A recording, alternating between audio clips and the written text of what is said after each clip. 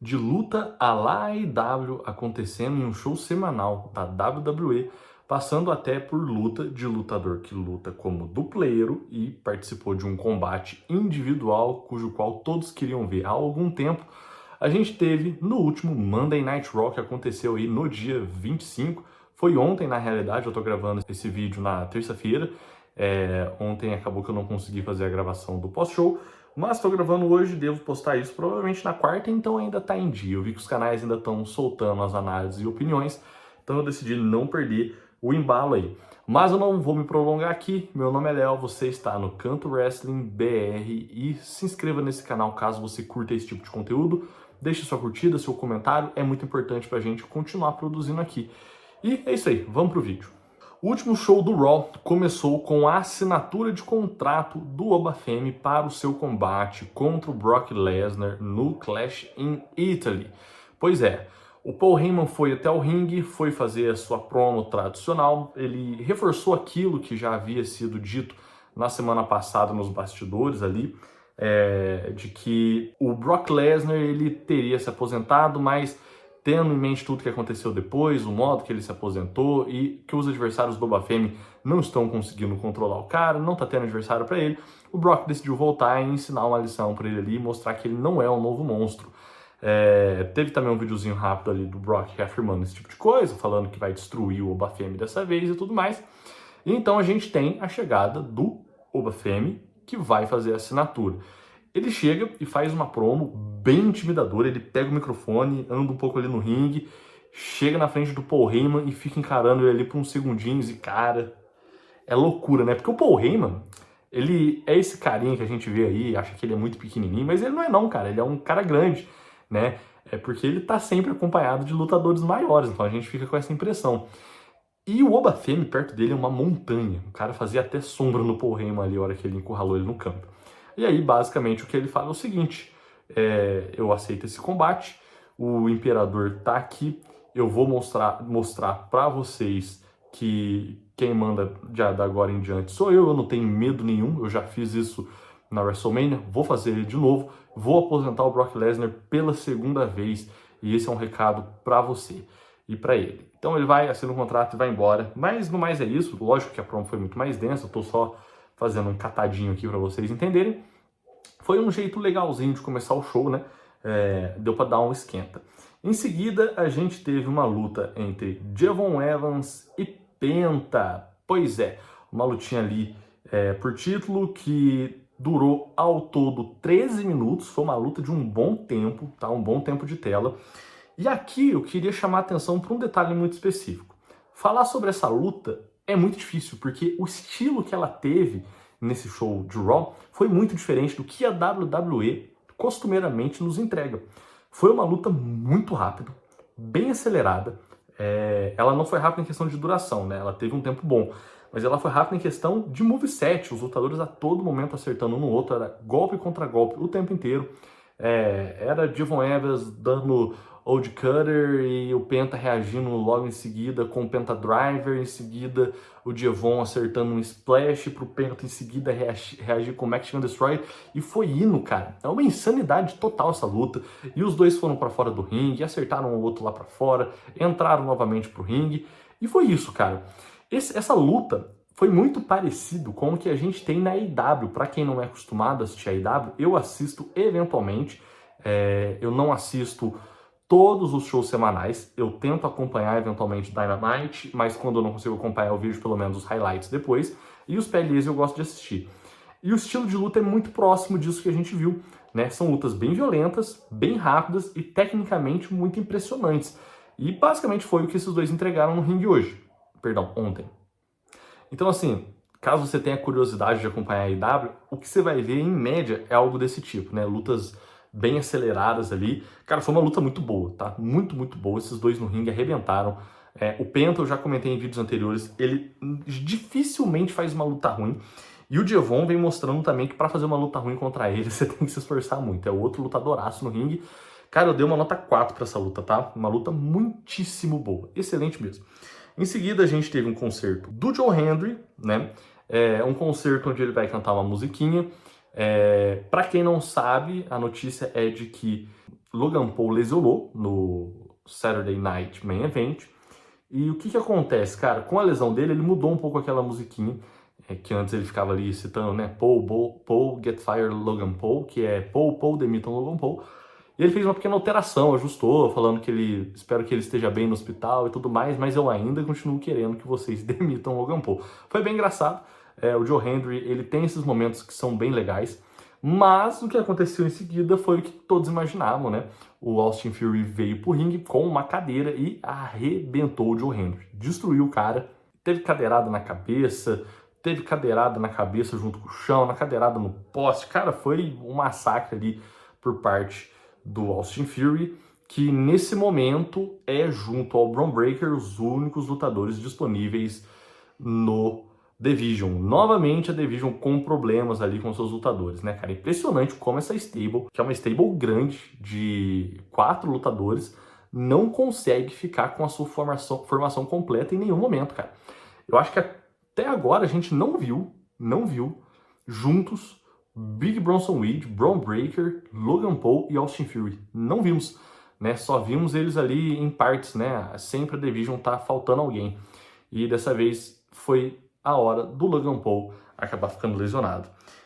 Logo depois do concerto de Joe Hendry, a gente teve uma luta de tags entre o Judgment Day, representado pela Roxanne Perez, e a Raquel Rodrigues, contra a Lyra Valkyria e Bayley. Luta boa. Eu já comentei aqui também, eu acho que Bayley e Lyra é uma dupla que deveria ser melhor trabalhada. A Lyra é uma das melhores lutadoras de wrestling feminino que a WWE dispõe no seu elenco. E a Bayley, uma lutadora histórica também, que já tem uma tradição enorme na companhia, tem apelo do público, luta muito bem, faz combates ótimos. Então, assim, falta ali, cara, faz mais de ano que elas estão juntas e não ganharam nada até agora, né? E eu acredito sim que elas conseguiriam com tranquilidade carregar um cinturão de duplas em algum momento, ou alguma coisa do tipo. Elas merecem isso, para ser bem sincero. São 2 lutadoras de elite que estão junto ali e basicamente estão escanteadas, né? Não participam de nada grande. A luta em si teve aproximadamente ali uns 10 minutinhos. Foi uma luta legal, bem dinâmica, com momentos de variação. Num todo, quem mais dominou a luta foi a Raquel Rodrigues, do mesmo modo que acontece quase sempre que ela tá no ringue, é uma powerhouser. A luta acabou depois do Dominic Mysterio interferir na luta e, ao invés de atrapalhar a Lyra com a Bayley, acabou atrapalhando o próprio Judgment Day, que entrou no entrave ali pelo cinturão que o Dominic tacou no ringue. Em seguida, a Roxanne se distrai, toma um rolamento ali e contagem para 3, vitória da Lyra com a Bayley. Eu fiquei feliz das duas saírem vitoriosas, porque, assim, como eu disse, falta uma coisa grande para elas, e eu acredito que dar algumas vitórias nesse meio tempo é importante para que elas consigam ganhar uma gordurinha ali, que quando elas forem disputar um título, ninguém achar que seja algo forçado. Em seguida, tivemos uma promo do LA Knight, que vai pro ringue ali, falar basicamente que ele vai participar do King of the Ring, que ele futuramente ali, daqui a um tempinho, vai querer uma chance contra o Roman Reigns pelo cinturão, e que ele acha que é uma babaquice a Bloodline ter voltado, e que o Jimmy e Jey Uso são lutadores que não se valorizam, não estão sendo tratados como cachorrinhos de novo. O Jimmy Uso vem pro ringue confrontar o LA Knight, chega lá, fala, você tá ficando louco, você tá falando isso porque você sabe que o Jay não tá aqui, se você soubesse que ele tava aqui, você não estaria falando que você iria apanhar. Aí o LA Knight vira e fala, é exatamente isso que eu tô falando, cara, você tá comprovando tudo que eu disse. Você viria aqui, você e seu irmão, para me bater, sempre fazendo covardia, sempre atacando os outros em desvantagem, a Bloodline é isso. Enfim, depois sai o LA Knight, fica ali o Jimmy Uso com cara de bosta no ringue, um recadinho. Foi interessantinha essa parte, tá? Foi, acho que, um momento legal do show. O LA Knight proma muito bem, né, cara? Então, às vezes é bom ouvir ele falando ali, principalmente algumas verdades para os Usos, né? Qualquer um deles ali.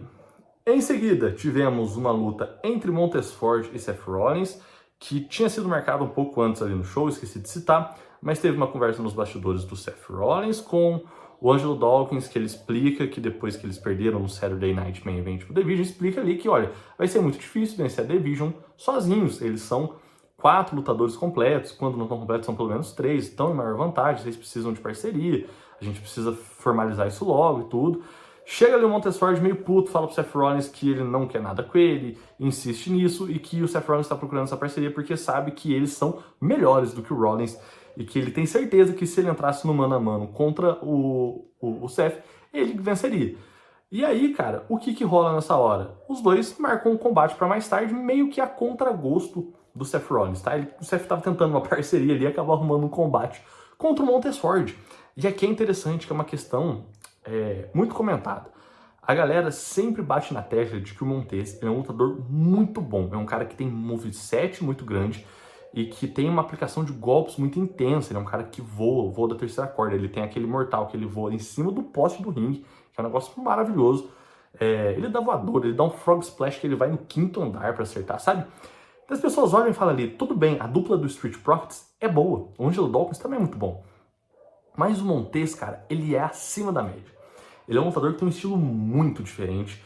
E esse cara solo seria um grande investimento da WWE. Esse cara, no cenário individual, conseguiria tranquilamente ali fazer lutas 4, 5 estrelas com quase que qualquer um. Mas isso, até então, era meio que uma teoria, baseado no que a gente via das lutas dele em dupla. E então a WWE nos presenteia com Seth Rollins contra Montez Ford. E cara, o resultado não foi diferente do que todo mundo tinha certeza que aconteceria. O que todo mundo tinha certeza que aconteceria? Um lutaço. Pois é, algo muito interessante que ficou muito nítido nessa luta é que o Montez, cara, ele tem um estilo que lembra muito o estilo do Seth Rollins, né? Não esse Seth atual, que já tá com o corpo todo fudido dos últimos anos, lesionou 300 vezes aí nos últimos 10 anos, mas daquele Seth Rollins que começou ali no período da autoridade, no período do The Shield, que era aquele Seth Rollins tecnicamente impressionante, um cara que dava voos, um cara que tinha golpes de força, um cara que tinha boas reversões. E o Montez, ele tem tudo isso com um adendo. Ele nitidamente é mais forte que o Seth Rollins. Ele é um cara muito corpulento também, então é um cara que consegue erguer adversários, acertar golpes de estilo powerhouse mesmo. E, meu amigo, simplesmente essa luta, ela teve ali, eu não contei exatamente, eu deveria ter marcado, mas teve pelo menos uns 15 minutos. Os dois lutaram dentro do ringue, lutaram fora do ringue, e teve stamp com o lutador pendurado ali nas barricadas que separam o público, teve frog splash, teve golpe e reversão, teve super kick pra tudo quanto é lado, teve o Seth Rollins acertando aqueles power bombs que ele acerta no canto do ringue, nos 3 cantos do ringue, em 3 cantos do ringue, aliás. Enfim, cara, foi uma doideira, um lutaço, realmente, pra mim essa luta, assim, pegou ali a noite, tá? A gente tinha tido, então, 2 lutas boas, tá? A luta de tag femininos foi boa, e a luta do Diavon com o Penta foi até um pouco mais do que bom, mas, assim, foi bacana, né? Agora, essa luta foi muito legal, porque a gente vê um lutador que todo mundo queria ver lutando como solo, lutar como solo, com um lutador que também é muito bom, que é o Seth Rollins, e demonstrar que o talento dele no ringue realmente é acima da média, foi muito gratificante de assistir. Terminou com a vitória do Seth Rollins, que acertou um stamp no final da luta ali no Montez, e depois, basicamente, o que rolou foi que o Angelo Dawkins apareceu lá no topo da rampa, e o que estava acontecendo é que o Austin Fury estava acertando um tanto de cadeirada nele, e termina também esse segmento com o Angelo Dawkins tomando uma bela cacetada ali do Austin Fury. Dei uma nota 4,25 para essa luta, tá? Foi muito boa. E aí uma coisa interessante, em seguida ali nos bastidores, o Rollins chega para conversar com o Montez depois da luta e fala: eu avisei, tá aí o resultado, vocês estão na rota do Division, eu estou na rota do Division, eu não estou na sua rota e vocês não estão na minha rota. Nesse momento é inteligente que a gente se una e faça essa parceria. E aí o Montez saiu ali para ir ver o que tinha, né, se o Dawkins estava bem ou não, mas o que dá a se entender é que vai rolar essa parceria entre os Street Profits e o Seth Rollins para enfrentar o Division. E, cara, tem tudo para ser um lutão, hein? Tudo para ser um lutão. Em seguida, tivemos uma luta de Rey Mysterio contra o Rusev. Cara, essa luta aconteceu ali porque, basicamente, o Rey Mysterio pediu uma chance pro Penta pelo cinturão. O Penta falou que ia aceitar, e aí o Ethan Page chegou pro Rusev e falou: o cara tá passando na tua frente na fila, não, eu quero um combate pra você, porque você não é pra você, enfim. E aí foram lá e marcaram um combate. Cara, foi um combatinho da noite, sabe? Foi o combate mais esquecível da noite. Não foi ruim, mas também não foi bom. Rusev acertando seus golpes de força, Rey Mysterio acertando seus golpes de velocidade, que hoje em dia não são tão velozes mais por conta da idade. E foi isso, tá? O Mysterio acaba ganhando o combate com o 619, né? Novamente o Rusev perdendo. Eu fico com um pouco de dó, tá? Porque o Rusev é um bom lutador. E ver que tá muito mais perdendo que qualquer outra coisa me deixa um pouquinho triste. Mas enfim, uma luta ali pelo menos 3 estrelas, tá? Acabou também com o Rusev atacando o Rey Mysterio, Surge então o Dragon Lee para proteger o Rey Mysterio, que acerta o Rusev no ringue, também acerta o Ethan Page, que estava do lado de fora assistindo, e acaba desse modo. Provavelmente a gente vai ter uma luta de tags na semana que vem. E o main event, que foi Jacob Fatu e Roman Reigns pela assinatura do contrato do combate tribal. Basicamente foram duas promos. O Fatu chega e dá a sua promo de sempre, que ele quer tudo que o Roman tem, não sei o que, quer virar o chefe da tribo. E aí no final de contas, cara, o Roman fala: ok, Diego, tá bom, eu entendi, todo mundo entendeu. Eu sou o chefe da tribo agora. Se você ganhar, você vai ser o chefe da tribo. Eu vou ter que te reconhecer. Você vai ser elevado como o principal nome da nossa família. Mas se você perder esse combate no Clash in Paris, você vai ter que me reconhecer e vou te tratar como um cachorro e te adestrar. Porque você precisa entender que isso aqui não é uma brincadeira. E acaba o segmento com os dois apertando as mãos ali, encostando a cabeça, como um sinal de respeito e rivalidade.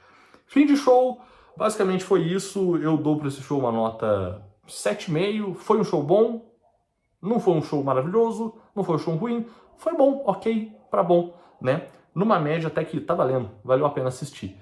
Mas o que você achou? Deixe seu comentário aí. Meu nome é Léo, até a próxima, valeu!